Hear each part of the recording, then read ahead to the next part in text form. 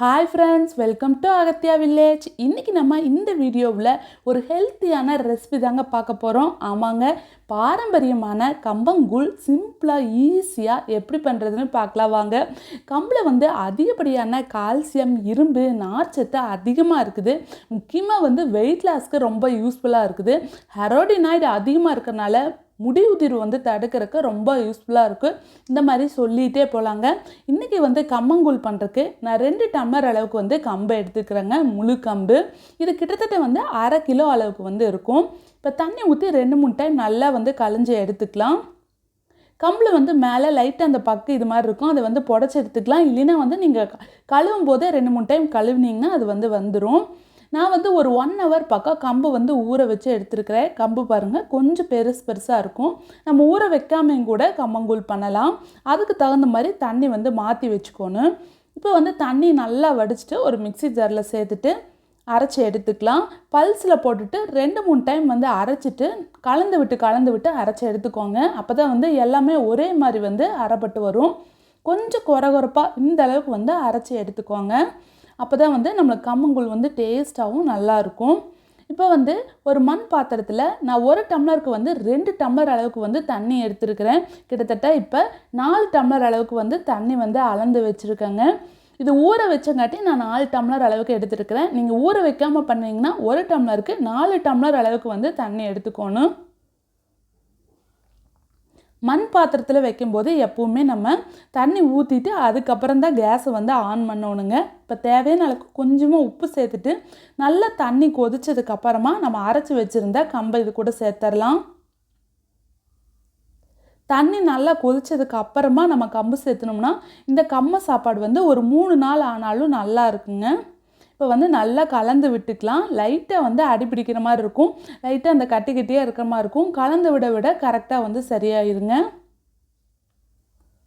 நம்ம அரைக்கும்போது ரொம்ப மாவாகிற மாதிரி அரைச்சிடக்கூடாது. கொஞ்சம் கொரகொரப்பாக அரைச்சிட்டோம்னா தான் கம்பு நல்லாயிருக்கும்.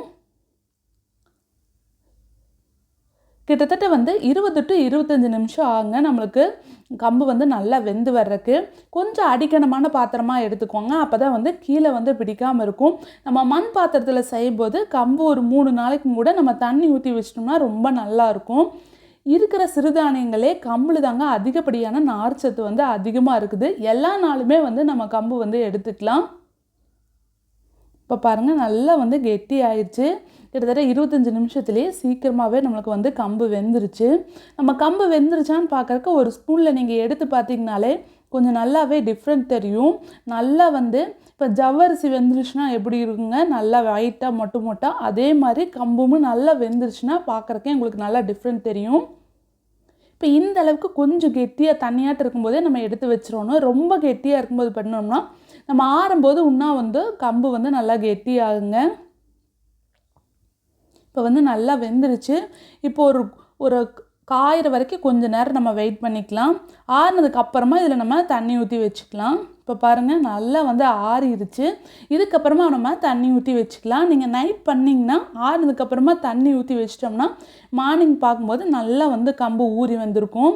இப்போ பாருங்கள், கம்மஞ்சாப்பாடு நல்லா ஊறிடுச்சு. இப்போ நம்ம கரைக்கிறதுக்கு மட்டும் தனியாக ஒரு கரண்டி மட்டும் வச்சு எடுத்துக்கணும். கையில் எடுக்கக்கூடாதுங்க.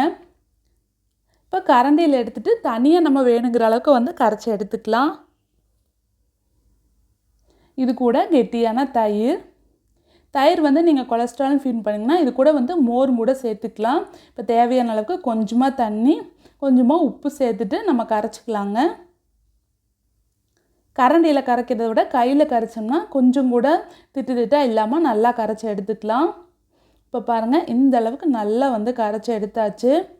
இந்த சம்மர் டைமில் கம்மங்கூழ் ரொம்ப நல்லதுங்க. உடம்போட சூட்டை குறைக்கிறதுக்கு ரொம்ப நல்லது. மத்தியான டைமில் நீங்கள் குழந்தைகளுக்கும் கூட ஸ்கூலுக்கு, ஆஃபீஸ்க்கு எல்லாத்துக்குமே கூட நம்ம கொடுத்துடலாம். இது கூட நம்ம எப்பவும் போல் ஆனியன் எது வேணாலும் வச்சு சாப்பிட்லாம். ரொம்ப நல்லாயிருக்கும். அந்த காலத்துலலாம் இது கூட கெட்டியாக துவையல், பீட்ரூட் துவையல், கொத்தமல்லி துவையல் துவையல் வச்சு சாப்பிடுவாங்க. ரொம்ப சூப்பராக இருக்கும். இது கூட நான் வத்தல் வச்சுருக்கேன். மிளகாய் வத்தல், கோவக்காய் வத்தல், மாங்காய் எது வேணாலும் வச்சு சாப்பிட்லாம். சாப்பிட்றதுக்கு ரொம்ப சூப்பராக இருக்கும். இந்த பானையில் இருக்கிற கம்மங்கூழ் வந்து நீங்கள் தண்ணி ஊற்றி வச்சிட்டிங்கன்னா ஒரு 3 நாளைக்கு கூட நம்ம வச்சு மத்தியானம் எடுத்து சாப்பிட்டுக்கலாம். அப்படியே இருக்குங்க, ஒன்றுமே ஆகாது. கை மட்டும் படாமல் கரண்டி வச்சு எடுத்துக்கிட்டோம்னா ரொம்ப நல்லாயிருக்கும்.